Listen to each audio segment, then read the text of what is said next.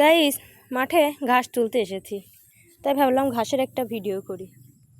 বাড়িতে ছাগল আছে তো, এই জন্য ভাবলাম ঘাস কেটে নিয়ে যাই। তো সব থেকে সুন্দর একটা ঘাস পেয়েছি, দেখেন কতটা সুন্দর ঘাস পেয়েছো তুমি। দেখি, ঘাস পেয়েছো? ঘাস পাওনি? এই যে আমি দেখতে পাচ্ছি তো ঘাস, দেখো এই ঘাসগুলো আমাদের ছাগল খাবে, ঠিক আছে? ছাগল নাই আমাদের, আছে তো। ছাগল না খাইলে টমি খাবে। টমি তো ঘাস খেতে পারে না।